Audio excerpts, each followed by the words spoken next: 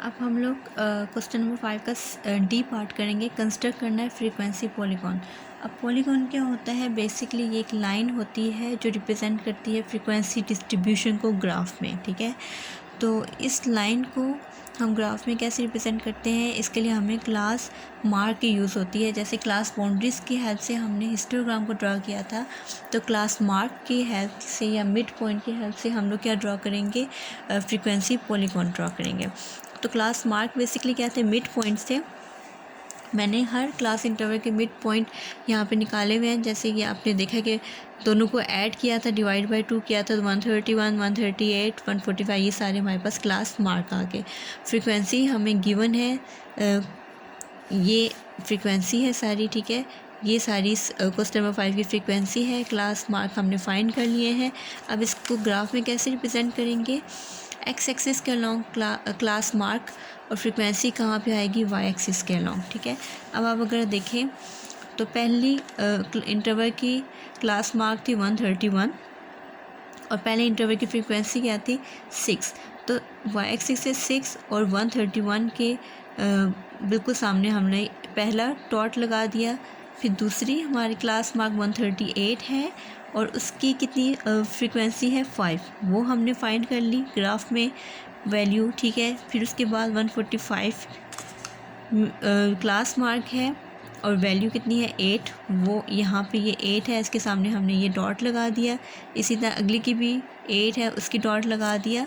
उससे अगली की फ्रीक्वेंसी 19 है और क्लास मार्क है 159, तो ये हमने डॉट लगा दिया। ये सारे डॉट्स को जॉइन करने के बाद जो लाइन बनेगी उसे हम क्या कहते हैं? फ्रीक्वेंसी पॉलीगॉन कहते हैं। अब हम लोग क्वेश्चन नंबर 7 करेंगे।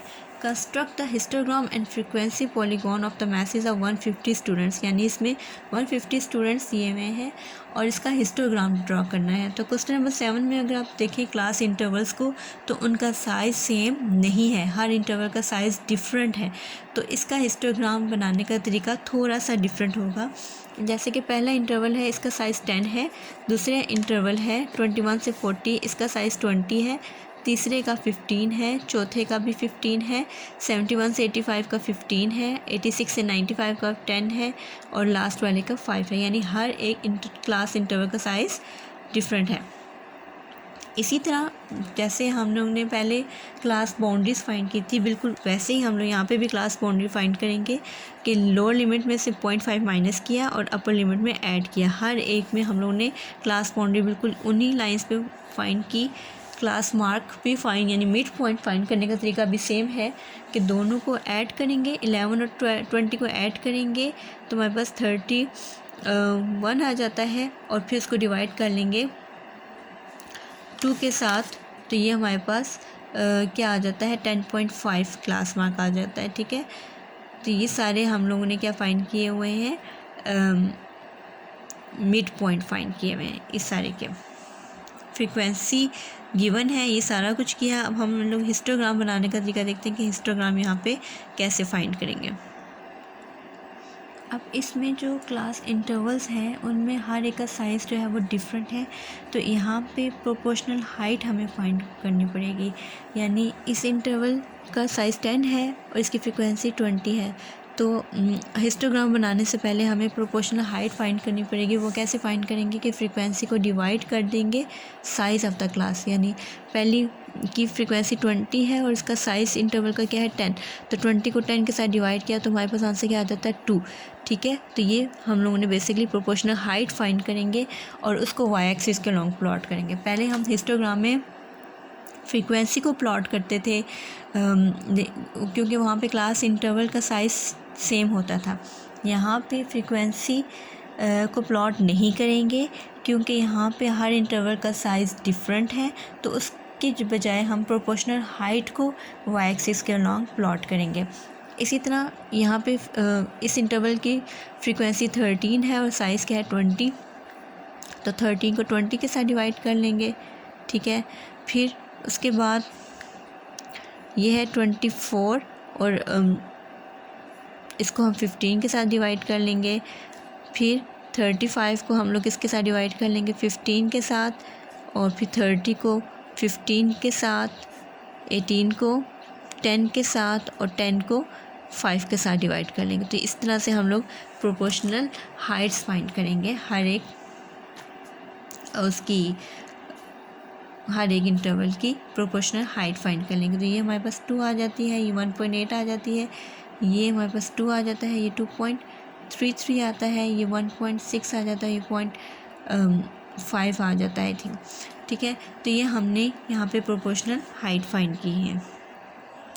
ये हमने यहाँ पे प्रोपोर्शनल हाइट्स लिख ली हैं और यहाँ पे हमने क्लास बाउंड्रीज़ लिख ली हैं। ठीक है, ये क्लास बाउंड्रीज़ मैंने यहाँ पे मेंशन कर दी हैं। अब पहली क्लास बाउंड्री थी 10.5 से लेके 20.5 तक। तो यहाँ पे इसकी फ्रीक्वेंसी प्रोपोर्शनल हाइट क्या आ रही है, 2 आ रही है। ठीक है, तो इसको हम लोग यहाँ पे पहली वाले की 2 आ रही है, तो इसको हम लोग यहाँ पे मेंशन कर देते हैं। तो ये 2, ठीक है, ये हो गया। ठीक है, उसके बाद सेकंड है 0.65, यानी जो दूसरी वाली आ रही है उसमें 0.6, तो ये 0.6 मैंने यहाँ पे मेंशन किया हुआ है, 0.6। तो ये हमारे पास दूसरी वाली आ गई। ठीक है, अब थर्ड वाली है 1.6 प्रोपोर्शनल हाइट है इस तीसरे वाले के 1.6, तो ये कहीं 1.6 है ये, तो इसको हमने प्लॉट कर दिया। ठीक है, फिर उसके बाद 2.33, तो वो कहाँ है, ये 2.33, इसको हमने प्लॉट किया। नेक्स्ट में है 2, तो 2 हमारे पास यहाँ पे था। ठीक है, फिर उसके बाद हमारे पास क्या आ रहा है 1.8, ये हमारे पास नेक्स्ट का क्लास बाउंड्री 1.88, और लास्ट में हमारे पास कितनी आ रही है, 2 आ रही है, तो वो हम लोग यहाँ पे प्लॉट कर देंगे।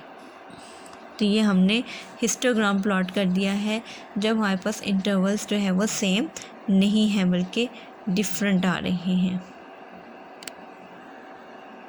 ठीक है,